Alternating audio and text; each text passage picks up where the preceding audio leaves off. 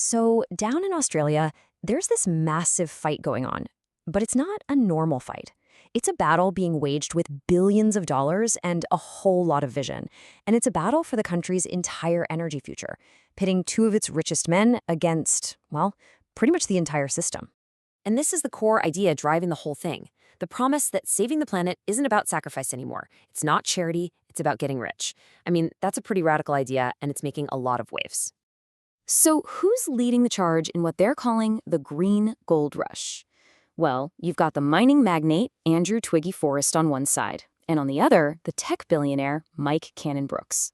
Two total outsiders who are using their massive fortunes to try and force a huge shift in how Australia thinks about energy. You know, for decades, going green was seen as a cost, right? Something a company did for good PR. But that thinking has completely flipped. The new argument is that clean energy isn't just good for the planet, it's a direct line to making a ton of money. And look, this isn't just some wishful thinking.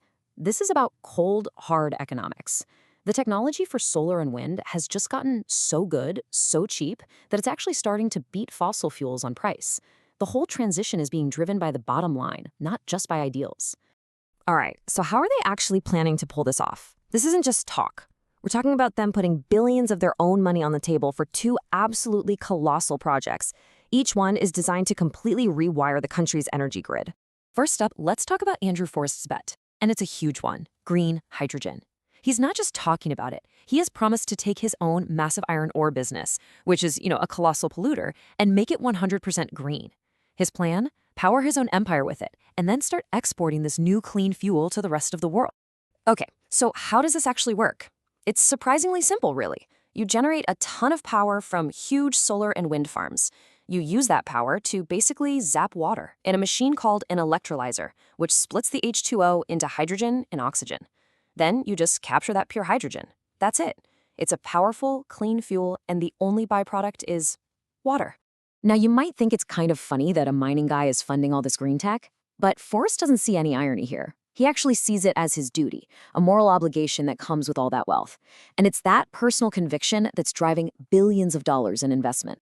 All right, now for the second massive bet. This one's from tech billionaire Mike Cannon-Brookes. It's a project called Sun Cable, and the ambition here is just off the charts.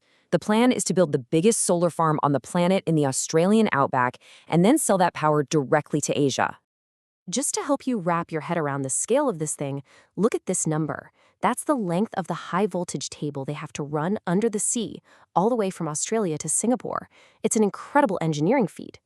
But for all its mind-boggling complexity, the core idea is actually this simple. You're basically just plugging a giant extension cord into Australia's sunshine and running it all the way to Singapore to help power the city.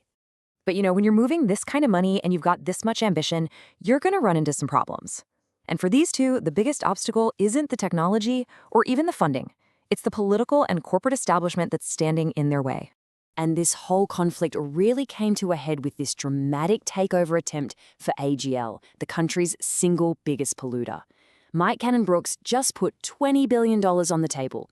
His plan was to buy them, shut down their coal plants way ahead of schedule, and turn them into a renewables company, all while protecting jobs. And the board's response? A hard no. Yeah, the perspectives on this couldn't have been more different. Cannon-Brookes saw a huge opportunity to speed up the green transition and make a profit. The government, though, they started talking about stability and painted him as greedy. Meanwhile, energy experts like Tony Wood were just kind of baffled, calling the government's reaction bizarre. And that brings us to the real issue here. This isn't just some squabble between billionaires and politicians. What we're seeing represents a fundamental choice for the entire country, a choice with literally trillions of dollars on the line. At the center of this whole debate is this one simple fact. Australia has an incredible natural advantage. It gets more sun and more wind than almost anywhere else on Earth. The raw ingredients to be a renewable energy superpower are just everywhere. So the people who support this say that using those resources isn't just some nice environmental project. They're calling it, quote, the single largest economic opportunity the country has ever had. It's a chance to go from being a fossil fuel exporter to a green energy superpower. So if the resources are there and the technology's there and you've got private money lining up, what's the holdup?